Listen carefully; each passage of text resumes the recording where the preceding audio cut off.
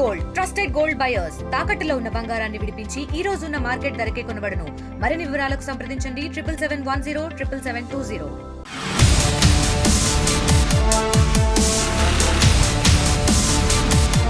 ఢిల్లీ ప్రజలు ఆమ్ ఆద్మీ పార్టీకి కోలుకోలిని దెబ్బతీశారు. 2 సార్లు వరుసగా ఢిల్లీని పాలించిన పార్టీని ఢిల్లీ ఓటర్లు తొలిసారి పక్కన పెట్టారు.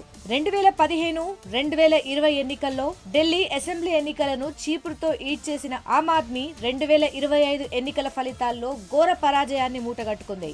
అయితే 2 సార్లు దేశ రాజధానిలో ఆమ్ ఆద్మీ పార్టీ చక్రం తిప్పడంతో కీలక పాత్ర పోషించిన మఫ్లర్ మ్యాన్ కేజ్రీవాల్ రాజకీయ ప్రస్థానం తాజా ఓటమితో ఓ ప్రశ్నార్థకంగా మారింది. కేంద్ర సర్వీసుల నుంచి వాలంటరీ రిటైర్మెంట్ తీసుకుని అవినీతి లేని పాలన అందిస్తానంటూ రాజకీయాల్లోకి వచ్చిన కేజ్రీవాల్ ఇమేజ్ తాజా పరాజయంతో దారుణంగా డ్యామేజ్ అయింది.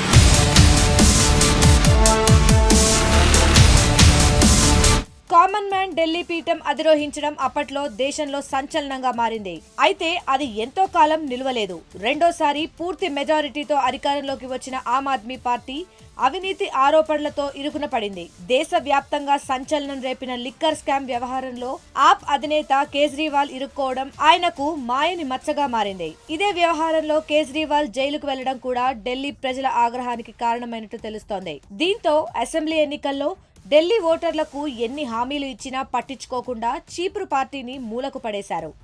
ఆప్ ఓటమికి కూటమి కూడా ప్రధాన భూమిక పోషించినట్టు తెలుస్తోంది. ఇండియా కూటమి ఏర్పాటులో చొరవ తీసుకున్న కేజ్రీవాల్ ఆ కూటమిని కాపాడుకోవడంలో విఫలమయ్యారని తెలుస్తోంది.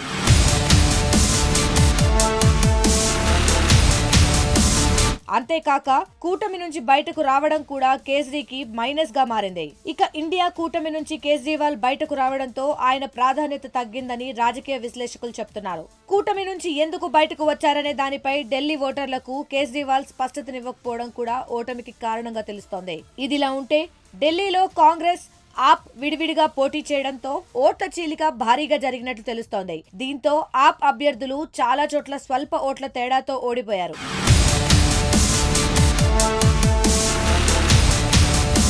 ఇక దేశ రాజకీయాల్లో ఆమ్ ఆద్మీ మొదటి నుంచి సంచలనంగానే ఉంది.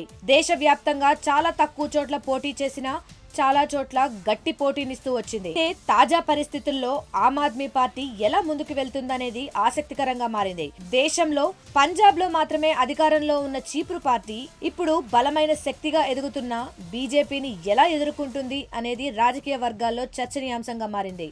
ఇప్పటికే లిక్కర్ స్కామ్ లో అరెస్ట్ అయిన కేజ్రీవాల్ మరోసారి జైలుకు వెళ్లేలా తప్పడం లేదనే వార్తలు కూడా వినిపిస్తున్నాయి. మరి ఆప్ లో అన్ని తానే అయి పార్టీని నడిపించిన అరవింద్ కేజ్రీవాల్ రాజకీయ భవిష్యత్ ఎలా ఉండబోతుందోనని చర్చ మొదలైంది.